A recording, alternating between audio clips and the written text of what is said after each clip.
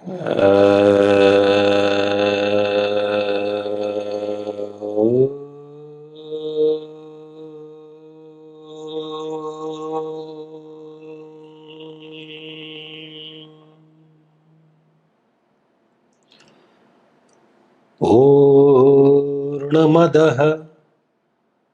पूर्णमिदं पूर्णात् पूर्णमुदच्यते पूर्णस्य पूर्णमादाय पूर्णमेवावशिष्यते। ॐ शान्तिः शान्तिः शान्तिः।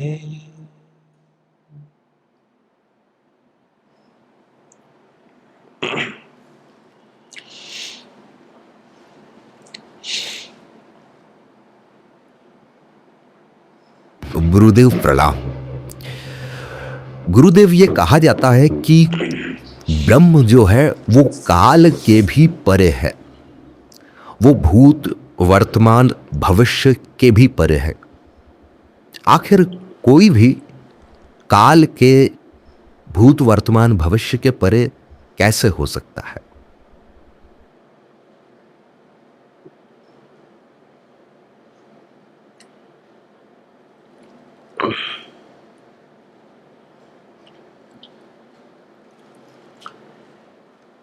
बिल्कुल है, हो सकता है नहीं है, निश्चित तौर पर है।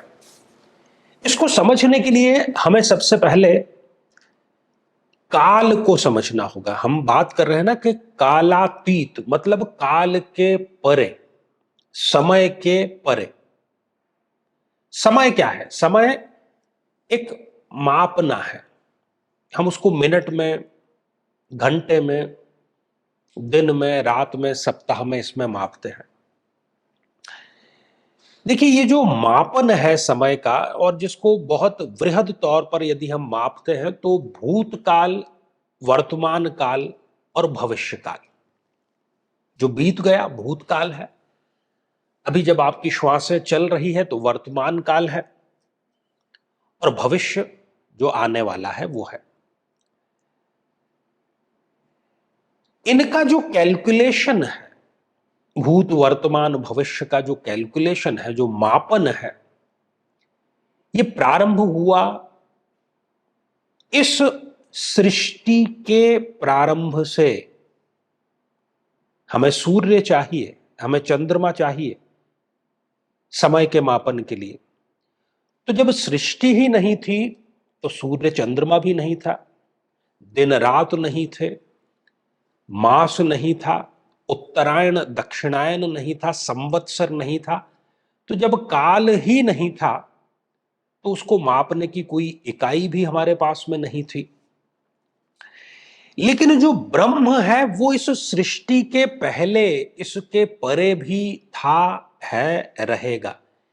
इसीलिए जब भी हम बात करते हैं कि ब्रह्म या ओंकार या परमात्मा कालातीत है, समय के परे है, तब हम इस सृष्टि से परे होने की बात करते हैं। क्योंकि सृष्टि के उत्पन्न होने के बाद ही, चांद की, तारों की, सूर्य की निर्मिति के बाद ही हमने दिन रात आज कल इन सब का कैलकुलेशन करना प्रारंभ किया था। क्योंकि जब ये नहीं था तब काल तो था ही। पर काल शब्द को हम दो रूपों में देखते हैं। एक तो काल मतलब समय, और दूसरा काल मतलब मृत्यु। इन दोनों के ही जो परे है वो कालातीत है, और इसीलिए ब्रह्म भी कालातीत है, ओंकार भी कालातीत है। इसीलिए जो ओंकार की ध्वनि है उसके बारे में ये कहा है, हमने पूर्व में भी इसके बारे में चर्चा की। इसीलिए वो ध्यान का माध्यम बन पाता है। इन सभी प्रकार के समय के मानदंडों से परे होने के कारण ही वो कालातीत कहा जाता है। हम जिस युग में जी रहे हैं उसके ये बहुत परे है। हमने केवल मोटे तौर पर उसका विभाजन कर दिया है भूतकाल, वर्तमान काल, भविष्य काल, बस that's it. Not, that is not it. It is very beyond the limitation of time.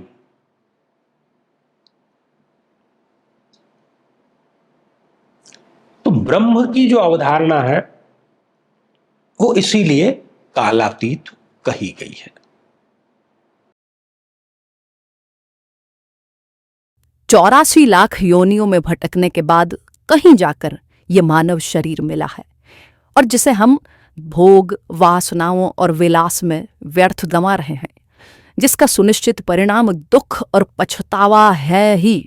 जब तक जीवन है, सुख और दुख का ये क्रम तो चलता ही रहेगा, लेकिन गुरुदेव के आशीर्वाद से आप सदैव आनंदित, हर्षित और प्रसन्न बने रह सकते हैं। ये एक पुनर्जीवन के समान है।